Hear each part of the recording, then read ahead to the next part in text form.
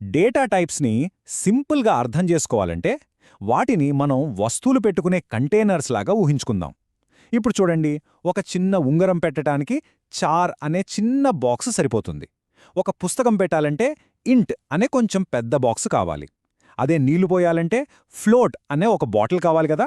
ఇలా C compiler మనకి by default ఇచ్చే ఈ బేసిక్ కంటైనర్స్నే మనం ప్రిమిటివ్ డేటా టైప్స్ అంటాం.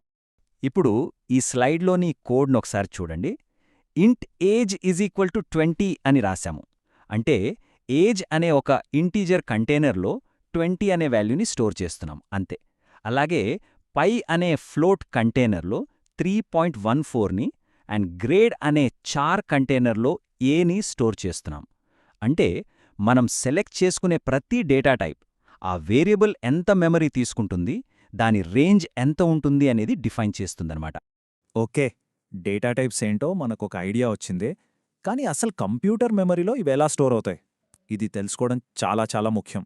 దీన్ని అర్థం చేసుకోవడానికి ఒక సినిమా థియేటర్ను ఊహించుకోండి. మెమరీ అంతా ఒక వరుసలో ఉన్న సీట్స్ లాంటిది.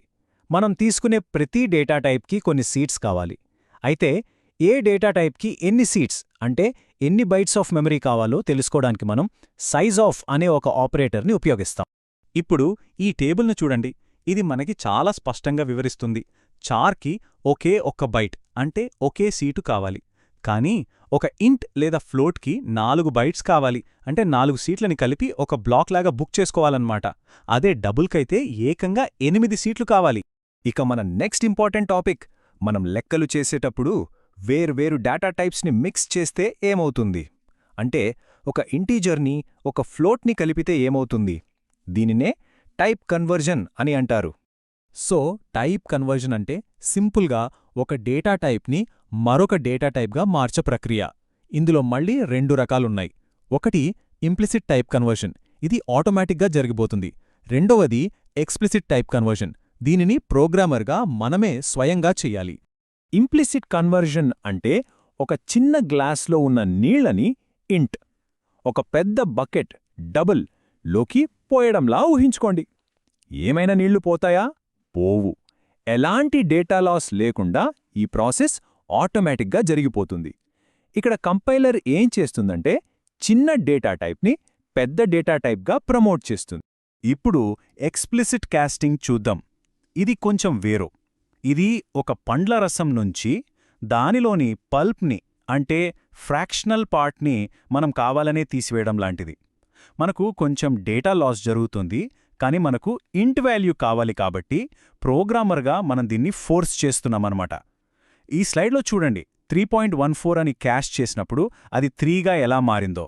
So the crucial point remember is implicit conversion అనేది ఆటోమేటిక్, కంపైలర్ కంట్రోల్డ్, ఇంకా చాలా సేఫ్. కానీ ఎక్స్ప్లిసిట్ కాస్టింగ్ అనేది మాన్యువల్, ప్రోగ్రామర్ కంట్రోల్డ్ అండ్ ఇందులో డేటా లాస్ అయ్యే రిస్క్ ఉంది. ఈ స్లైడ్ ఈ డిఫరెన్స్ని మనకు చాలా బాగా చూపిస్తుంది. సరే, ఇప్పుడు డేటాతో పనిచేయడానికి మనం వాడే పనిముట్ల గురించి అంటే ఆపరేటర్స్ గురించి మాట్లాడుకుందాం. వీటికి కొన్ని చాలా ఖచ్చితమైన నియమాలు అంటే రూల్స్ ఉన్నాయి. మనందరికీ చిన్నప్పుడు గణితంలో నేర్చుకున్న బాడ్మాస్ రూల్ గుర్తుంది గదా. ప్రెసిడెన్స్ అంటే సరిగాదే. 10+2 × 3 అనే ఎక్స్ప్రెషన్ని చూడండి. ఇక్కడ మల్టిప్లికేషన్కి ఎడిషన్ కన్నా ఎక్కువ ప్రయారిటీ అంటే ప్రాధాన్యత ఉంటుంది. కాబట్టి ముందు 2 × 3 చేసి 6 వస్తుంది, ఆ తర్వాత 10+6 చేసి 16 వస్తుంది. ఒకవేళ ఈ రూల్ పాటించకపోతే సమాధానం 36 అని తప్పుగా వస్తుంది. ఇంక్రిమెంట్ ఆపరేటర్ ప్లస్ప్లస్లో 2 రూపాలున్నాయి. జాగ్రత్తగా గమనించండి. ఒకటి ప్రీ ఇంక్రిమెంట్ అంటే ప్లస్ ప్లస్ ఎక్స్. దీని అర్థం ముందు వాల్యూను పెంచు, తర్వాత ఆ కొత్త వాల్యూను వాడుకో. రెండవది పోస్ట్ ఇంక్రిమెంట్ అంటే ఎక్స్ ప్లస్ ప్లస్. దీని అర్థం ముందు ఇప్పుడున్న వాల్యూను వాడుకో, ఆ తర్వాత వాల్యూని పెంచు.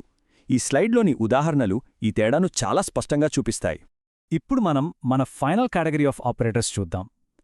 మన కోడ్ని ఇంటెలిజెంట్గా మార్చడానికి అంటే డిసిషన్స్ తీసుకోవడానికి, కంపారిజన్స్ చేయడానికి ఇవి చాలా అవసరం. రిలేషనల్ ఆపరేటర్స్ 2 విలువలని పోలుస్తాయి, ఈ స్లైడ్లో ఉన్న త్రాసులాగా. వీటి ఫలితం ఎప్పుడూ ట్రూ అంటే 1 లేదా ఫాల్స్ అంటే 0గా మాత్రమే ఉంటుంది. ఇక లాజికల్ ఆపరేటర్స్ ఏంటంటే ఇలాంటి ఒకటి కంటే ఎక్కువ కండిషన్స్ని కలపడానికి వాడతారు.